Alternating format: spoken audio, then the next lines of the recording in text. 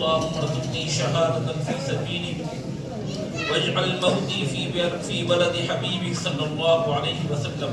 ويقول الله تبارك وتعالى ولا تقولوا لمن يقتل في سبيل الله أموات بل أحياء ولكن لا تشعرون.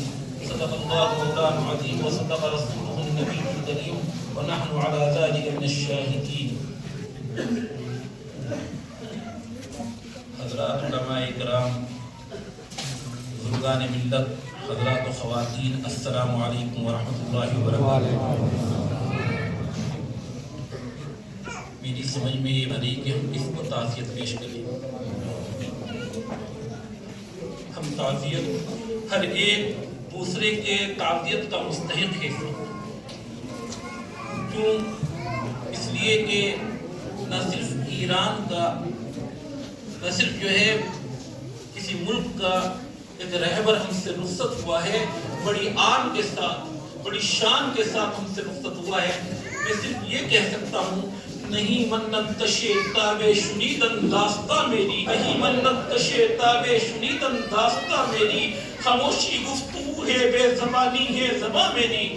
اٹھائے کچھ وقت لالے نے کچھ گل نے، اٹھائے کچھ وقت لالے نے کچھ گل نے، کچھ نرگس نے، چمن میں ہر طرف بکھری ہوئی ہے داستاں میری۔ اڑا لی قمریوں نے، طوطیوں نے، عندلیبوں نے، چمن والوں نے مل کر لوٹ لی طرز فغاں میری۔ تبک اے شمع آنسو بن کے پروانے کی آنکھوں سے، سراپا درد ہوں حسرت بھری ہے داستاں میری۔ میرے بزرگوں،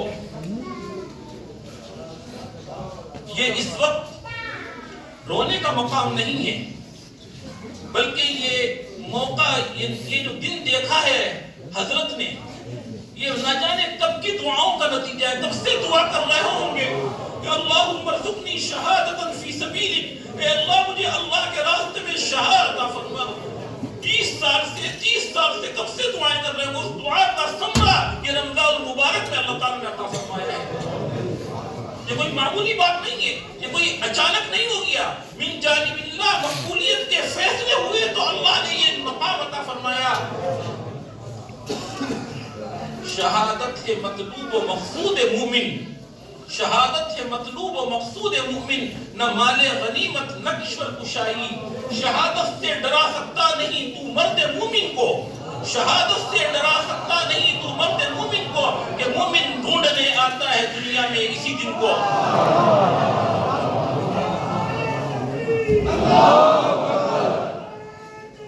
اللہ اکبر، یا رسول اللہ، یا رسول اللہ۔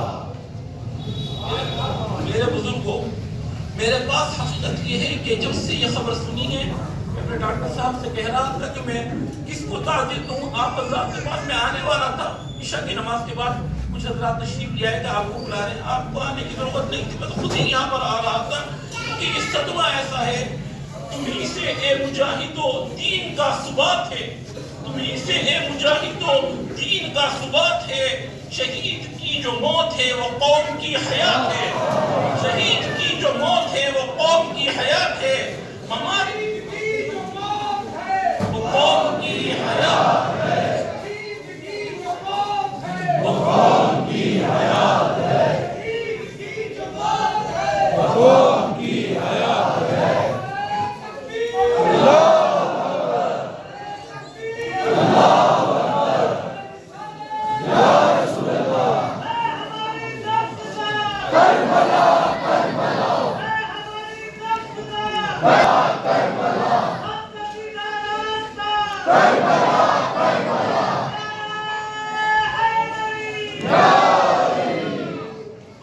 شہید کی جو موت ہے وہ قوم کا ہے۔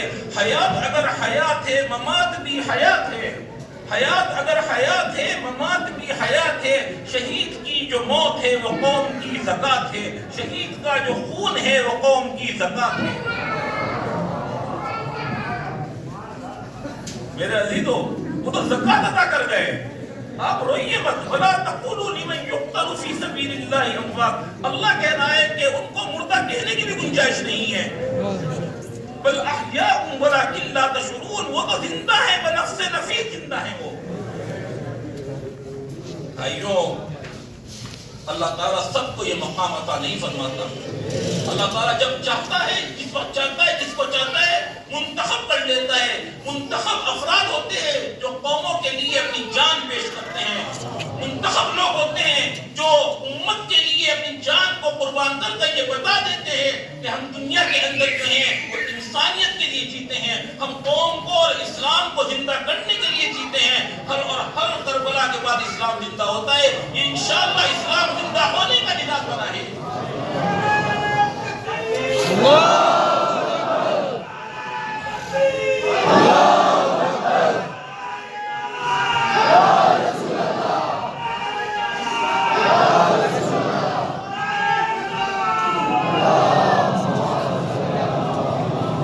آپ سے بھی میں گزارش کر رہا ہوں ان کی شہادت صرف نعرے بازی تک نہیں ہونی چاہیے بلکہ آپ لوگ جو ہیں ابھی سے دعا کرو اللہ ہمیں شہادت والی موت عطا فرمائے.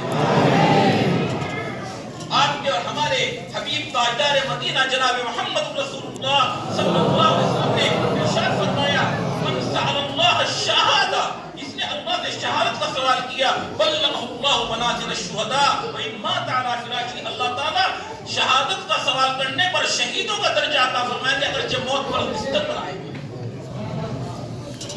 شہادت کی دعا کیا کرو بھائی. یہی تو مقصود ہے یہی مطلوب ہے آپ کو ہماری زندگی کا. اگر ہم لوگوں نے جو ہے اسلام کے لیے اپنی جان قربان نہ کی تو بھائی ابھی کس کے لیے قربان کریں گے؟